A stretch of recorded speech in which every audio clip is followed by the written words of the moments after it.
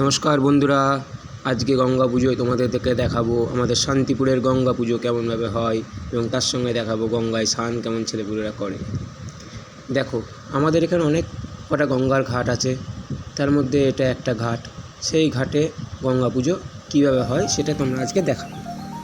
এবং দেখো, গঙ্গা পুজো দেখতে এসেছি, গঙ্গার পাড়ে আসবো না সে তো আর হয় না, তাই গঙ্গার পাড়ে একটু এসেছি। সবাই স্নান করছে গঙ্গার ধারে। গঙ্গায় জল আজকে একটু কমে গেছে, জানি না কেন কম আছে জলের, কিন্তু জলের প্রবাহটা অনেকটাই কম, তাই প্রচুর লোক নেমেছে স্নান করতে। বিপদ যাতে না হয় সেই জন্য প্রশাসনের তরফ থেকে বাঁশের ব্যারিকেড করে দিয়েছে, যাতে মানুষ ওই বাঁশের ব্যারিকেডের ওপারে গিয়ে স্নান না করতে পারে, কেন বাঁশের ব্যারিকেডের ওপারে অনেক গভীরতা। কিন্তু মানুষ কে কার কথা শুনে?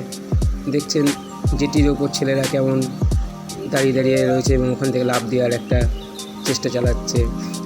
কী আর বলা যাবে, গঙ্গা এসছে, একটু হুল্লোড় তো করবেই, তাই না? আপনারা দেখুন, এখানে ছেলেপুলে কি সুন্দর স্নান করছে এবং বয়স্ক মহিলা সবাই স্নান করছে। নানান মানুষ চারিদিক থেকে আসে এই গঙ্গায় পাপ ধুতে। গঙ্গা স্নান করলে নাকি পাপ বিসর্জন হয়ে যায়।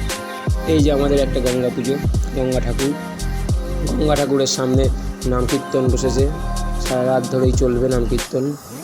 গঙ্গা ঠাকুরের এই একটা আছে, আরও অনেক কটা গঙ্গা ঠাকুর রয়েছে। মোট 4টে গঙ্গা পুজো হয় আমাদের এখানে।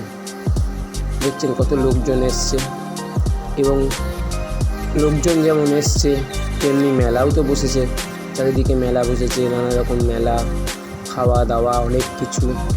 অনেক লোকজন সেসব কেনাকাটি করছে। রাস্তার দুধারে সব নানা রকম পসরা নিয়ে সাজিয়েছে, কোনো খেলনা, হাত পাখা, মাটির পুতুল, আরও অনেক কিছু নিয়ে সবাই বসছে। আপনারা দেখতে থাকুন, এরকম ভিডিও আমাদের সঙ্গে থাকলে আরও দেখতে পাবেন।